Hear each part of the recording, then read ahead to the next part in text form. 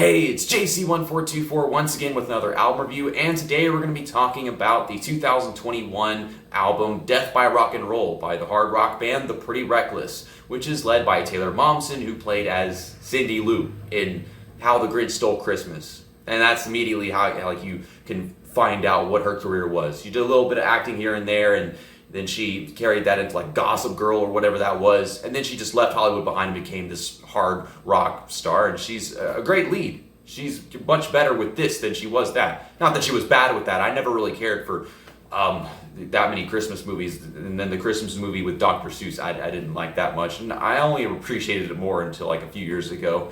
But yes, I've always confused this band for Hailstorm.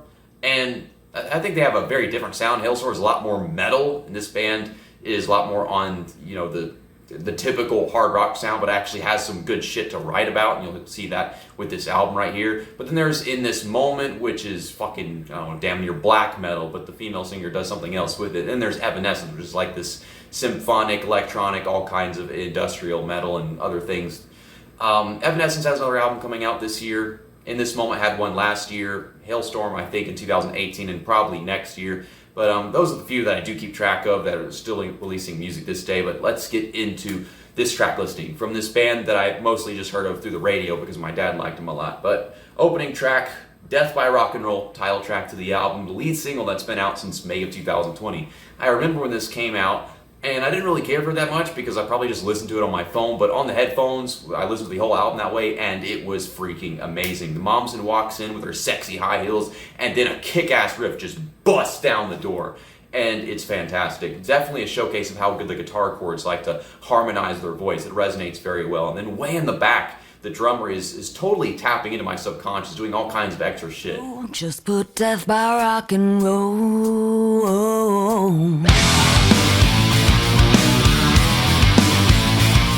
Oh boy, I remember I was typing out the notes for this album review, and then I got to this one and I was like, I'm not typing all this shit out. I'm just gonna sum it up and probably forget something. But track 2 is Only Love Can Save Me Now, which is a pretty long song name if you think about it, featuring Matt Cameron, who I think was the drummer for Soundgarden at one point, but mostly for Pearl Jam, and then Kim Thayil, who was a guitarist for Soundgarden throughout like their entire career. I probably got something, or maybe even multiple things wrong in that, but I can only hope not. Basically, you get the point. Soundgarden, Pearl Jam. And I love Taylor's really low vocal tones on this song. They resonate very well, but the first few verses aren't carried all that strong by the music. Not until everything synchronizes much better once the solo, the drum cadence, the drum lead-ins, and the chorus all arrive. It's just that those verses, I feel kind of lost with the way that they're playing out. The riff, it doesn't vibe with me very well. And this one has this expression of dread from probably the nightmare of trending media these days, and the news, and the way everything's put in perspective for us online.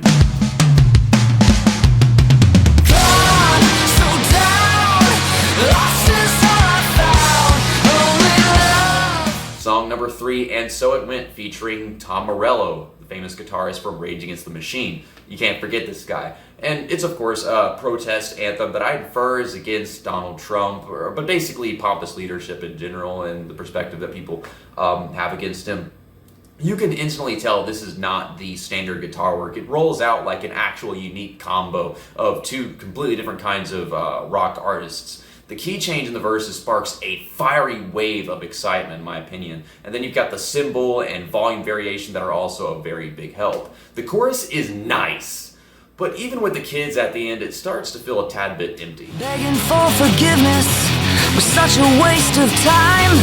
And the bullets start to fly, and the bars about to break. Track 4 is 25, and I kind of regret not wearing my SpongeBob shirt, but it didn't fit, so I got rid of it. We're wearing the Tom and Jerry shirt. Well, we don't even make jokes, those serious song. It's woven by an eerie guitar line that sounds awfully familiar. I just don't know where I've heard it before. I know I've heard it somewhere.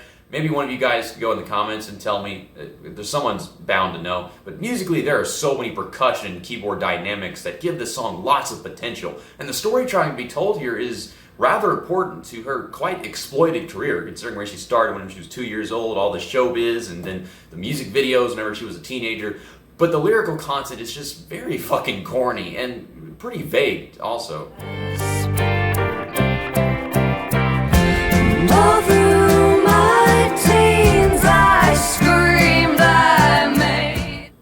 this in the notes, but it's something that I do want to mention now that I'm getting to this point in the album, that the rollout for this album was much better than usual with most rock artists, where sure we had 3 singles, but they were spread out over almost a year before the release. And now that it's here, you get those 3 songs with a new one before everything else is just new material.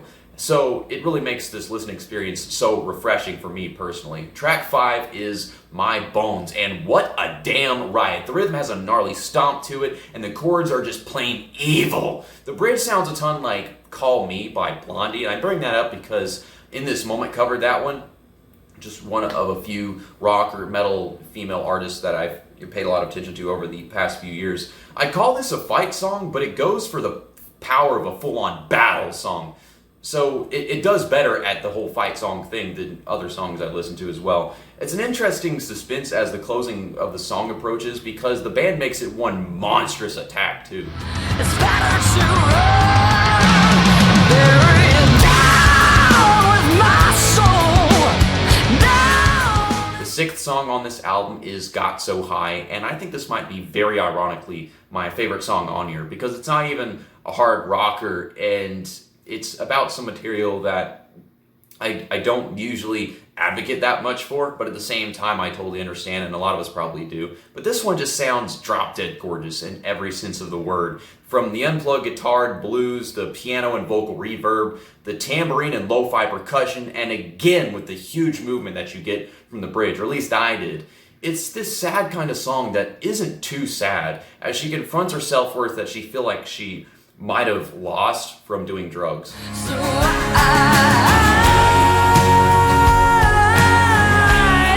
I got so high.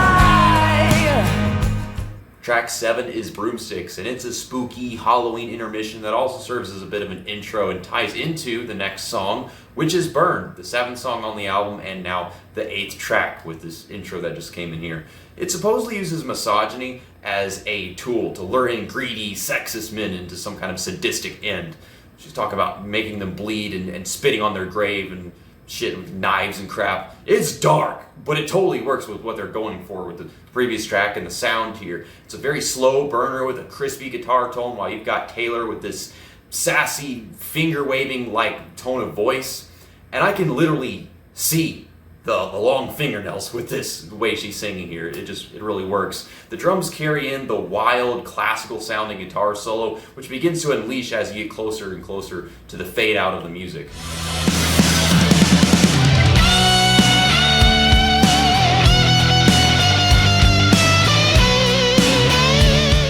The 8th song on the album is track 9, Standing at the Wall, and it is a well-orchestrated track with words of wisdom to help her deal with her barriers in life, and I guess to help any of us, to be honest. It does with me. It's all quite simple though. The acoustics, the achy voice, the additional reverb, and violin, until the drums kick off a chilling key change, and then comes in a huge boost of volume with it. It's all quite moving, and I haven't heard something like this since Bridge of Light by Pink. And the reason I know that song, and even that artist, is because that song was sung in Happy Feet 2. And that movie sucked. Also, yes, there's a Happy Feet 2. And it's just an amazing song, and it reminds me of that one. I don't know if I like this one as much as that. It would be really difficult to decide, but why even bother? They're both great songs. This is an awesome song.